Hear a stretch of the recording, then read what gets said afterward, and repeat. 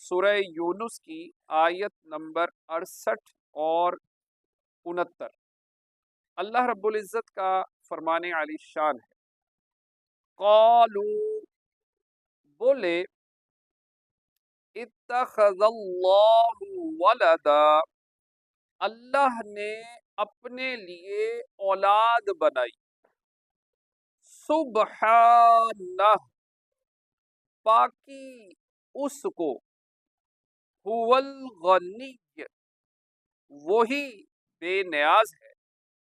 لہو ما فی السماوات، اسی کا ہے جو کچھ آسمانوں میں ہے، وما فی الارض، اور جو کچھ زمین میں، ان عندکم من سلطان بہذا، تمہارے پاس اس کی کوئی بھی سند نہیں، اتقولون علی اللہ، کیا اللہ پر وہ بات بتاتے ہو، ما لا تعلمون، جس کا تمہیں علم نہیں، قل، تم فرماؤ، ان الذین یفترون علی اللہ الکذب، وہ جو اللہ پر جھوٹ باندھتے ہیں، لا یفلحون، ان کا بھلا نہ ہوگا۔ کفار کا یہ کلمہ نہایت کبھی اور انتہا درجے کے جہل کا حامل ہے کہ جس میں انہوں نے اللہ تعالی کے لیے اولاد کا بولا،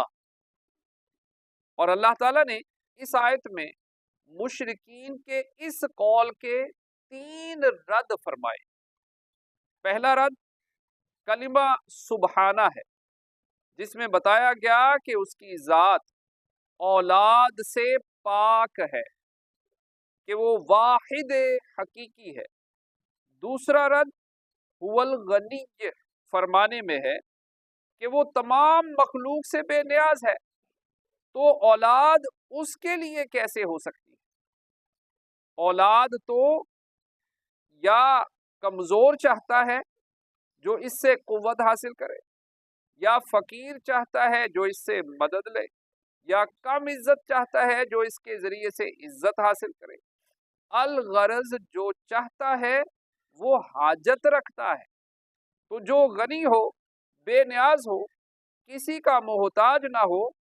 اس کے لیے اولاد کس طرح ہو سکتی؟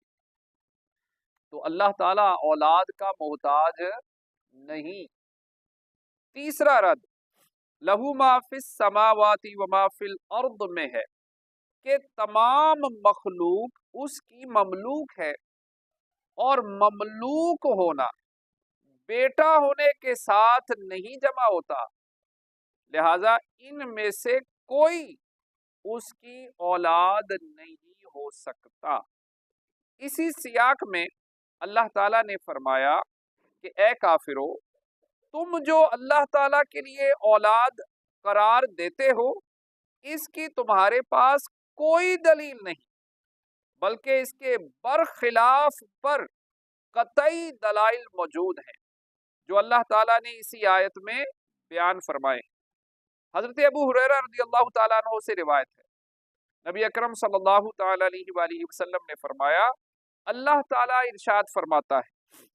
بنی آدم نے مجھے جھٹلایا، حالانکہ یہ اس کے لیے جائز نہیں، اور اس نے مجھے گالی دی، حالانکہ یہ بھی اس کے لیے جائز نہیں۔ اس کا جھٹلانا یہ ہے کہ وہ کہتا ہے جس طرح میں نے اسے پہلے پیدا کیا، اسی طرح دوبارہ زندہ نہیں کروں گا، حالانکہ پہلی دفعہ بنانا میرے لیے دوبارہ زندہ کرنے سے زیادہ آسان نہیں ہے۔ اور اس کا گالی دینا یہ ہے کہ وہ کہتا ہے اللہ کا بیٹا بھی ہے، حالانکہ میں اکیلا ہوں، بے نیاز ہوں، نہ میں نے کسی کو جنا ہے اور نہ مجھے کسی نے جنا ہے، اور کوئی ایک بھی मेरी बराबरी करने वाला नहीं। अब प्यारे इस्लामी भाइयों, यहाँ पर एक और बात अल्लाह ताला ने अपने हबीब सल्लल्लाहु ताला अलैहि वसल्लम से फिर इरशाद फरमाई कि मेरे हबीब आप फरमा दें कि जो लोग अल्लाह ताला के लिए औलाद का दावा करके उस पर झूठ बांधते हैं, आप उन्हें तंबीह फरमा दें कि इस पर झूठ बांधने का अंजाम बहुत बुरा है। ये लोग अपनी कोशिश में कामयाब नहीं होंगे बल्कि नामुराद ही रहेंगे। अगरचे इन पर मैं बहुत सी नेमतें भी नछावर कर दूं, लेकिन इनका अंजाम जो है वो इंतहाई बुरा है, ये कामयाब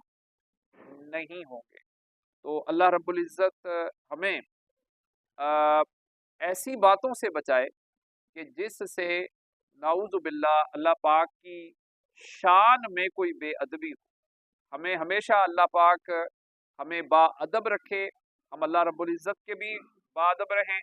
उसके रसूलों के भी, नबियों के भी, और उसके वलियों के भी और नेक बंदों के भी हम बाअदब रहें। अल्लाह पाक हमें अमल की तौफीक अता फरमाए।